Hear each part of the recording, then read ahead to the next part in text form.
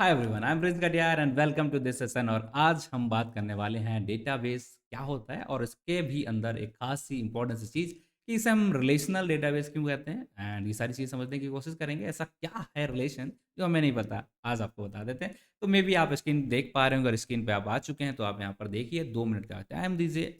Show अब आप यहाँ पर देखेंगे हमारा SQL the language of databases. चलिए शुरू करते हैं हमारी आज की क्लास को। एंड आप देखेंगे यहाँ पर जो हमारा आज का एजेंडा है, व्हाट आर डेटाबेसेस। तो सिंपल है, आपको पता होगा, आपने डेटाबेस बहुत सारे देखे होंगे। Database are the collection of the information stored in a digital devices including mobile phone, digital versus, electronic tablets, computer. हर जगह जहाँ पर आपकी इंफॉर्मेशन सेव होती है, उस सारी चीज़ों को हम क्या बोल देते हैं, हमारा डेटाबेस। बट क्या सिर्फ इतना ही डेटाबेस होता है? क्या कितने टाइप होते हैं, वो सारी चीज़ें पता होना चाहिए। बेसिकली टाइप हमारा इतना इंपॉर्टेंट नहीं, इसलिए मैंने इसको यहाँ पर मेंशन कर दिया। ये आप देख लीजिए, आराम से समझ लीजिए, इतने तरीके के कुछ हमारे डेटा टाइप्स होते हैं। एंड आपने जनरेटिव एआई पढ़ा होगा तो आपको वहाँ पर दिखेंगे ये vector database, embedded database, spatial, ठीक है, text database, object oriented database, time series database, in memory database, valve database, relational database, key pair database, document database, graph database and wide column database. मतलब बहुत सारे हैं, हम इन पे नहीं जा सकते। हमें स्टिक रहना है हमारे आज के टॉपिक के हिसाब से। Then what we have to choose, I believe आपको पता है कि हम बात करने वाले हैं सिर्फ इस पर्टिकुलर डेटाबेस के बारे में, जिसे हम बोलते हैं रिलेशनल डेटाबेस। अब क्वेश्चन ये आता है कि ठीक है, इतना आगे, इन सबका अलग अलग फीचर होगा जिसकी वजह से इन्हें अलग अलग नाम दिए गए। But why we calling it, इस टाइप के जो डेटा सेट हमारा इस टाइप का, इसको हम क्या बोलते हैं, रो एंड कॉलम। यहाँ पर अगर है आपके डेटा सेट के अंदर प्रॉपर, जो भी आपने डेटा सेट बनाया, हल्का सा मैं लोकल सा यहाँ पर एक बना देता हूँ ताकि आप यहाँ पर इस तरीके से समझ पाएँ, थोड़ा सा like this and this and this this, ठीक है। तो इसको हम क्या बोलते हैं, बेसिकली रिलेशनल डेटाबेस, ठीक है। अब रिलेशनल क्यों बोला जा रहा, क्योंकि जो भी डेटा हमारा रो एंड कॉलम के फॉर्मेट में होता है, टैबुलर बोलना ठीक है, समझ में आता है, बट रिलेशनल क्यों बोलते हैं, ये आज आपको समझाएंगे। और डेटाबेस के अंदर जो आज हम लोग यूज़ करने वाले हैं, एसक्यूएल के अंदर जो हमारा डेटाबेस होता है, आज इस पे हम एसक्यूएल लैंग्वेज को बेसिकली यूज़ करते हैं, उससे भी हम बोलते हैं रिलेशनल डेटाबेस, इसलिए ये समझना जरूरी है। तो जरूरी चीज़ को हम छोड़ नहीं सकते। So let me just write over है, why we are calling it relational database as a relational database. तो आपका आंसर मिलेगा, the term relational comes from the concept of the relation in mathematics. And relation का मतलब क्या होता है, connected, ठीक है। आप इस तरीके से देखेंगे, data is organize into the table also called relation, ठीक। तो पहला रीजन, डेटा आपको टेबल्स के फॉर्म में मिल रहा है, टेबल्स के फॉर्म में मिल रहा है, इसलिए हम उसे बोलते हैं रिलेशन। ईच टेबल कंसिस्ट रोज, ओके, जिन्हें हम टपल्स बोलते हैं, कॉलम जिन्हें हम एट्रीब्यूट बोलते हैं। इन दोनों चीजों को आप ध्यान रखेंगे।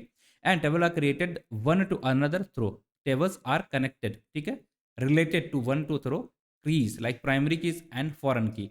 अगर हमारा एक डेटा सेट है जिसमें आपस में चीजों को कनेक्ट करा सकते हैं, मल्टीपल डेटा होता है, उसे आपस में कनेक्ट करा सकते हैं। प्राइमरी की एंड फॉरेन की हमारे दो कॉन्सेप्ट्स होते हैं जिनका यूज करके हम आपस में दो टेबल्स या मल्टीपल टेबल्स को कनेक्ट कराते हैं।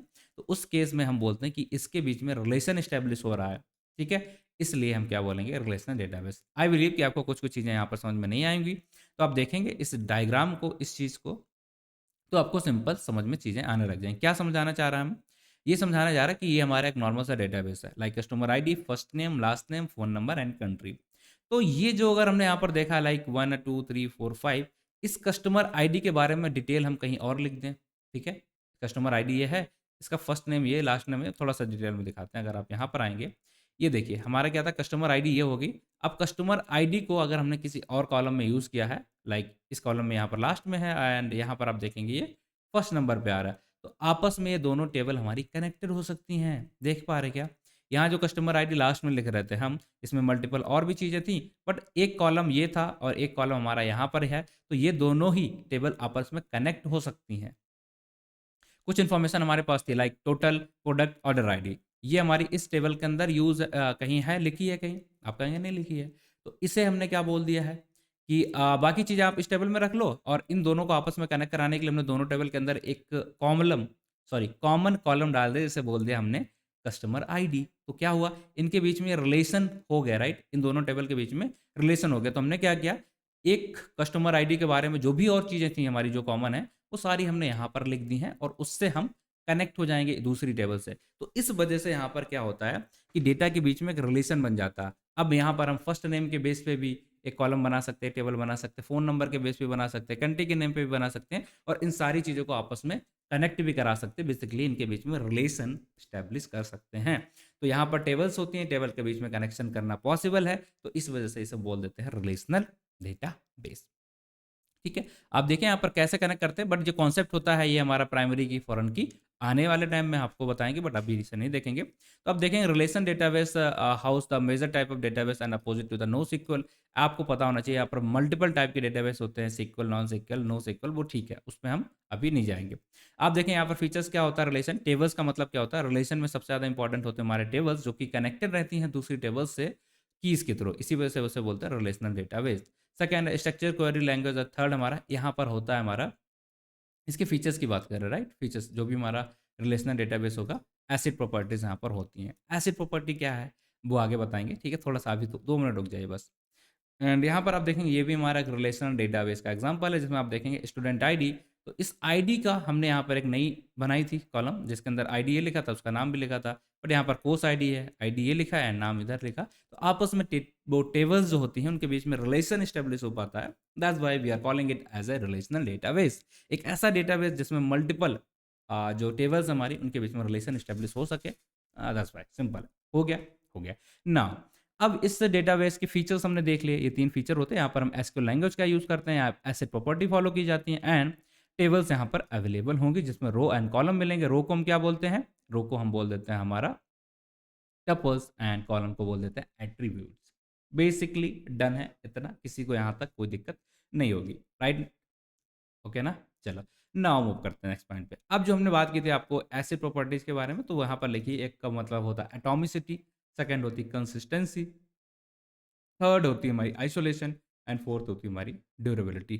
तो ये एसिड प्रॉपर्टी हम आगे चल के डिटेल में डिस्कस करने वाले हैं, बट अगर इन केस आपका मन है then you can go through it and you आप यहाँ पर देख सकते हैं। एटॉमिसिटी का मतलब बेसिकली ये इतना है, atomicity means no neutral stance, either yes or no, either success or failure, ये हो जाता है हमारा एटॉमिसिटी का मतलब। The feature take all or nothing strategy even with the operation will be completed regarding to or not. ठीक है, ऐसा नहीं होता कि ऑपरेशन आपका आधा कंप्लीट हुआ नहीं। एटॉमिसिटी का मतलब क्या है, यहाँ पर या तो आंसर आएगा या नहीं आएगा, या तो आपका डेटा आएगा या नहीं आएगा। Second, the value of the data before and after every operation should remain the same. तो ये सेकंड प्रॉपर्टी है, इसी को हम बोल देते हैं कंसिस्टेंसी, कि हर ऑपरेशन के बाद में जो डेटा है, ठीक है, data value of the data before and every operation remains, तो वैल्यूज के अंदर वहां पर कोई भी चेंजेस नहीं हो रहे हैं, तो इस चीज को आप ध्यान रखेंगे। And isolation, data in the relation database should remain isolated because you have a concurrent user accessing the data from the different location. when there are multiple operations the effect of one does not affect the other operation, इस वजह से हम इसे बोलते हैं isolation. अगर आपने एक में चेंजेस किया उसकी वजह से दूसरे में कुछ भी यहाँ पर इफेक्ट नहीं होने वाला है। And durability ensure that the every operation the state of the data sets remain permanent. ठीक है, तो ये ड्यूरेबिलिटी है। इन 4 प्रॉपर्टीज बोलते हैं कि अगर ये 4 प्रॉपर्टी किसी भी डेटा सेट के अंदर, डेटा बेस के अंदर मिल नहीं, तो आप उसे बोल सकते हैं एसिड प्रॉपर्टी। और ये हमारा रिलेशनल डेटाबेस के अंदर फीचर्स होते हैं। अगर इनमें से एक भी प्रॉपर्टी नहीं मिल रही है, इट मीन्स दैट कि आपका डेटा जो है वो कैसा है, आई बिलीव आपको पता है कैसा है, रिलेशनल डेटाबेस नहीं है। राइट है क्या, राइट है ना। इसके कुछ प्रोज हो जाते हैं एंड कुछ कॉन्स हो जाते हैं। बेसिकली आप देख सकते हैं यहाँ पर इन्फॉर्मेशन लॉस, फिजिकल स्टोरेज बहुत ज़्यादा चाहिए होता है, हाई कॉस्ट होता है इसे मेंटेन करने के लिए, थोड़ा सा कॉम्प्लेक्स भी होता है अगर मल्टीपल टेबल्स हैं। बट अगर हम बात करते हैं इसके प्रोज की, तो स्पीड एक्यूरेसी बहुत अच्छी से आ सकती है, सिक्योरिटी हम मेंटेन कर सकते हैं, सिंप्लिसिटी होती है, एक्सेसिबिलिटी आप कर सकते हैं अगर आपको क्वेरी लिखनी आती है, देन अदरवाइज दिक्कत आएगी। Is the modification of the data entries, अगर आपको कुछ डेटा के एंट्रीज को चेंज करना है then basically you can go for it, and बहुत ही बेसिकली बहुत ही आसान तरीके से आप उसे चेंज कर सकते हैं। इन पर ज़्यादा टाइम नहीं देना, इतना इंपॉर्टेंट नहीं है। इंपॉर्टेंट था रिलेशनल डेटाबेस को रिलेशन क्यों बोलते हैं, और एसक्यूएल के अंदर हम जो डेटाबेस यूज़ करते हैं उन्हें रिलेशनल डेटाबेस यूज़ करते हैं। एंड आप देखेंगे होते तो हमारे पास मल्टीपल टाइप के डेटाबेस है, जबकि एसक्यूएल के लिए कौन सा चाहिए, रिलेशन। तो आगे चल के मल्टीपल बार, मल्टीपल टाइम्स हम इस वर्ड को यूज़ कर रहे होंगे, तो आपको इसे ध्यान रखना है। That's it guys for today, and I believe कि आज की क्लास को आपको समझ में आ चुका है, इसमें कोई भी दिक्कत परेशानी डाउट नहीं होगा है, तो please connect me and let me know how I can help you. Thank you for watching the video. बाकी मिलता है आपसे अगली वीडियो में, तब तक के लिए अपना ख्याल रखें एंड इसी तरीके से आप पढ़ाई वढ़ाई करते रहें। Thank you guys, thank you.